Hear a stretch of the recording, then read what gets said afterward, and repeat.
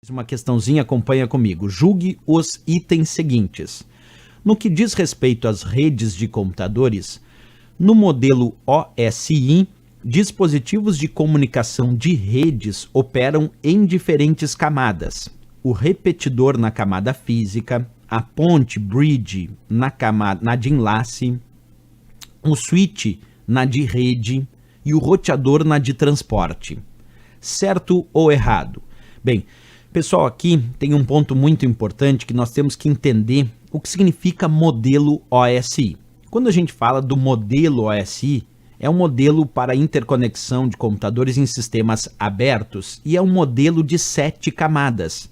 Nós também temos o modelo TCP/IP, que é um modelo de 4 camadas, então não confundir. Agora, nessa questão, nós estamos avaliando apenas o modelo OSI, que é de 7 camadas, mas vou repetir, existe também a arquitetura TCP/IP, que daí possui só 4 camadas, mas no modelo OSI são 7. Quais são as 7 camadas do modelo OSI para redes de computadores? Temos a camada física, que é a camada 1, a camada 2, que é a camada de enlace de dados, a camada 3, que é a nossa camada de rede, a camada 4, a de transporte, a camada 5, que é a camada de sessão, a camada 6, que é a camada de apresentação, e a camada 7, que é a nossa camada de aplicação. Bem, dentro dessas camadas, nós podemos também distinguir as funções de determinados dispositivos de rede dentro destas camadas. Por exemplo, os equipamentos de redes conhecidos como hub. O hub é um difusor, é um equipamento que permite a conexão de vários computadores em uma rede, mas o seu processo é por difusão, por broadcast, e ele pertence à camada física. Já o repetidor, que é um equipamento capaz de receber um sinal atenuado, fraco, e aí ele regenera melhor esse sinal, amplifica para que ele possa atingir maiores distâncias, o repetidor também é um equipamento que pertence à camada física.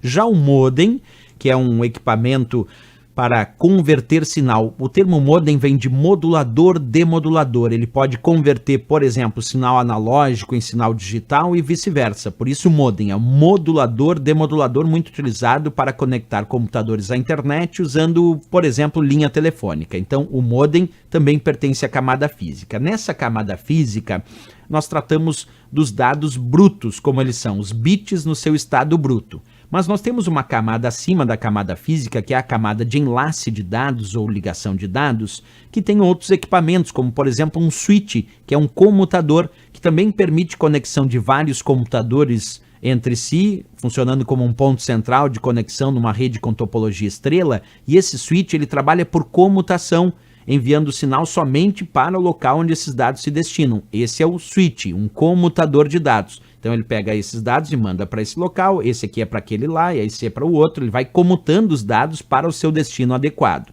Uma bridge, que é um outro equipamento de rede, essa faz a função de uma ponte, que permite conectar duas redes locais entre si, ou permite também a conexão de dois segmentos da mesma rede entre si. Essa é uma bridge, uma ponte, e essas dois, tanto o switch quanto o bridge, estão na camada de enlace de dados, a camada de ligação de dados. Já a camada de rede tem um equipamento muito importante chamado roteador, porque a camada de rede é responsável pelo roteamento dos pacotes de dados. Por isso que o roteador vai até a camada de rede, que é a camada 3, porque ele, roteador, faz o roteamento dos pacotes de dados. Por exemplo, o roteamento de pacotes IP, responsável aí por determinar qual é o melhor caminho para os dados atingirem um determinado destino. Isso é rotear os dados. Determinar, escolher qual é o melhor caminho para os dados atingirem um destino, isso é o roteamento que está aí na nossa camada de rede. Bem, depois nós temos a camada de transporte, onde vão vir protocolos, por exemplo, como TCP e UDP, depois a camada de sessão, apresentação e aplicação, que são mais camadas vinculadas às aplicações voltadas para o usuário. Mas em relação aos equipamentos, é muito importante entender os equipamentos destas 3 camadas, que é o que a questão exigia. Então vamos agora ver bem certinho a questão. Ele diz, no modelo OSI, dispositivos de comunicação de redes operam em diferentes camadas. O repetidor na camada física. Perfeito, o repetidor pertence à camada física. Depois ele diz, a ponte, que é a bridge, na de enlace. A ponte, a bridge, sim, está na camada de enlace. Depois ele cita o switch na de rede. E aí está errado, pessoal, porque o switch ele opera na camada de enlace de dados, ele é um comutador, ele não é um roteador de dados. Ele não faz o roteamento, ele simplesmente faz o enlace desses dados, porque ele comuta os dados enviando para o destino apropriado.